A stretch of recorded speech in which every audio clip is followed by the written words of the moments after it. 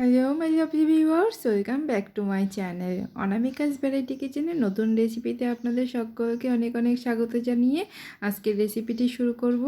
আশা করি আমার সকল বন্ধুরা ভালো আছেন এবং সুস্থ আছেন। আজকে আমাদের রেসিপি মাছের ঝোল। এই মাছের ঝোলটা আপনারা রুই বা কাতলা যে কোনো রকমের মাছ দিয়ে করতে পারেন। চলুন রেসিপি দেখে নেওয়া যাক। এখানে আমি মাছগুলোকে পরিষ্কার করে ধুয়ে নিয়েছি। এবার এই মাছের গায়ে আমি সামান্য একটু লবণ এবং সামান্য হলুদ গুঁড়ো দিয়ে খুব ভালো করে মাছের মধ্যে মেখে আমি 5 মিনিটের জন্য এটাকে রেস্টে রেখে দেব। তাতে করে লবণটা খুব সুন্দর করে মাছের মধ্যে ঢুকে যাবে। অন্যদিকে কড়াইতে আমি সর্ষের তেল গরম করতে বসিয়ে দিয়েছি। তেলটাকে অবশ্যই খুব ভালো করে দেখুন, খুব ভালো করে আমি গরম করে নিয়েছি। এরকম ধোয়া ওঠা গরম করে তারপরে আপনারা কিন্তু তেলের মধ্যে মাছগুলো দেবেন, তা না হলে কিন্তু মাছগুলো ভেঙে যেতে পারে তেলটা ভালো করে গরম না করে মাছগুলো দিলে পরে।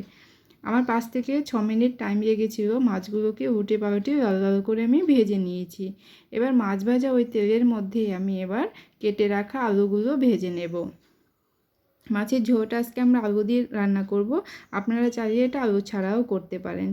এবার আলুর মধ্যে আমি সামান্য লবণ এবং হলুদ গুঁড়ো দিয়ে আলুটাকে আমি লাল লাল করে ভেজে নেব। একবার এই প্রসেসে আপনারা বাড়িতে তৈরি করে দেখবেন, খুবই টেস্টি হয় খেতে। এখানে আমি একটা মশলা তৈরি করে নিচ্ছি।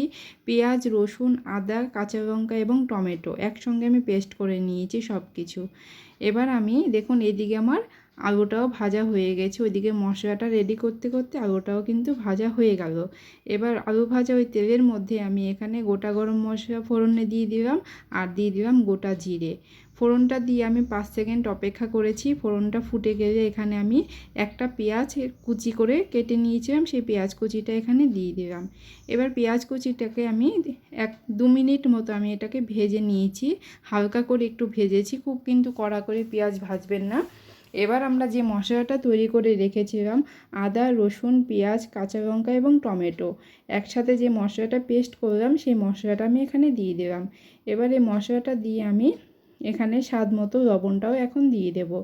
এবার এটাকে আমি 4 থেকে 5 মিনিট মিডিয়াম আঁচে এটাকে খুব সুন্দর করে মশলাটাকে কষিয়ে নেব, যেন মশলার কাঁচা গন্ধ না থাকে। আদা, রসুন এগুলোর কাঁচা গন্ধ আছে।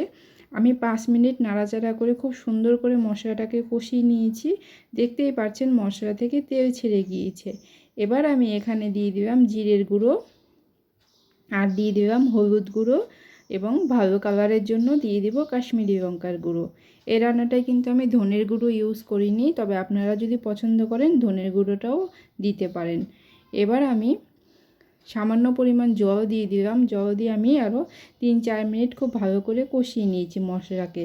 তারপর আমি ভেজে রাখা আলুগুলো এখানে দিয়ে দিলাম। অবশ্যই মশলাটা একটু টাইম নিয়ে আর মিডিয়াম আঁচে মশলা কষাবেন, তাহলে রান্নার টেস্ট কিন্তু খুবই ভালো আসে। এবার আলুটা আমি মশলার সাথে নাড়াচাড়া করে মিশিয়ে এবার আমি এখানে জল দিয়ে দিলাম। ঝোলটা খুব পাতলাও হবে না, খুব ঘনও হবে না, এরকম পরিমাণ মতো জলটাকে এখানে দিতে হবে। ঝোলটা খুব সুন্দর ফুটে গেলে 5 মিনিট মতো আমি ফুটিয়ে নিয়েছি। এবার আমি ভেজে রাখা মাছগুলো দিয়ে দিলাম।